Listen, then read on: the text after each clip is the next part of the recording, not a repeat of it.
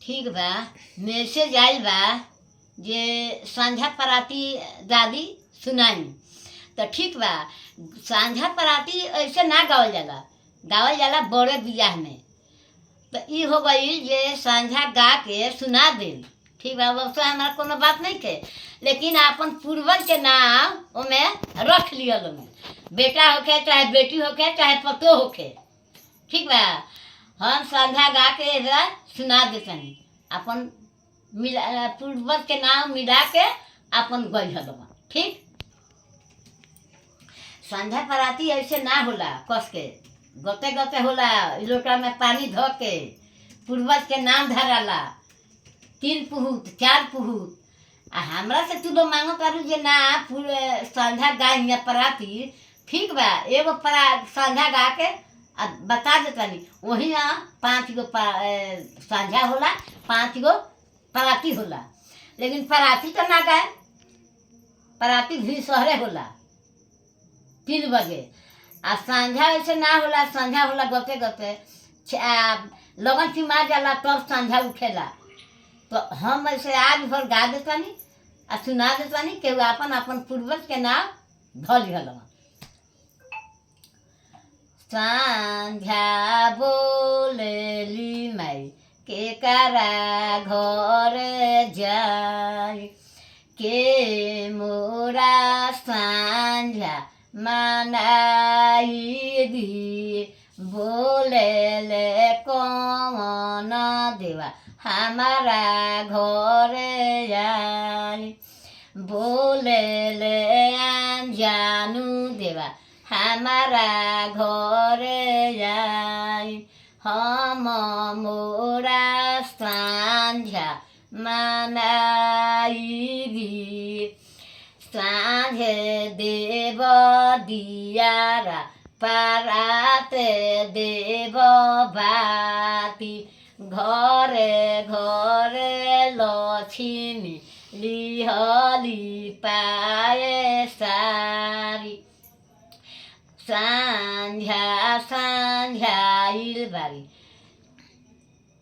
बोलेली सांझा माई के करा घर जाई, के मोरा सांझा मनाई भी। बोले ले सभनी देवा हमारा घर जाई, हम मोरा सांझा मनाई भी। सांझे देव दियारा परात देव बाती, घरे घरे लक्ष्मी लिहली पाए सारी। आई गाल गातानी। सांझा सांझा इल बारी कुर खेत बैठ बारी, ए भेजना कौन देवा आपन जोइया। तो सांझा के माँ नाइले हुए, ए भेजना जानू आपन जोइया। तो सांझा के मनाइले हुए, भर माथ तेल कल भर मांग सेनुर कइलै, ए भेजना कौन देवा आपन जोइया। तो सांझा के नाइले हुए। 2 गो तो गा देनी, 5 गो गा देतानी, ओकरा बाद अपन समझ लिहल। सांझा सांझा इल बारी कुर खेत ई तो गा देनी। काठी केरा दियारा काठी केरा बाती, कथिए के तेलावा जरेला सारी राती।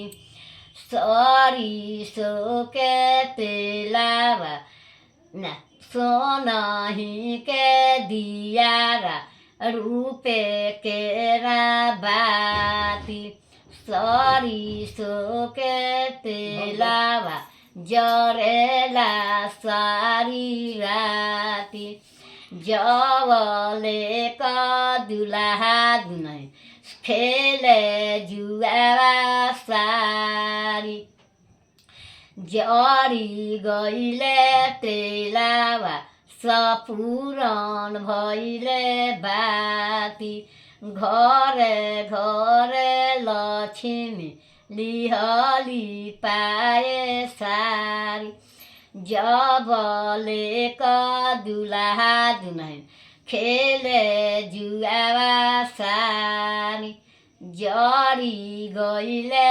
तेलावा सपुरन भइले बाती जहिया कमन सुगवा गईलियाला सारी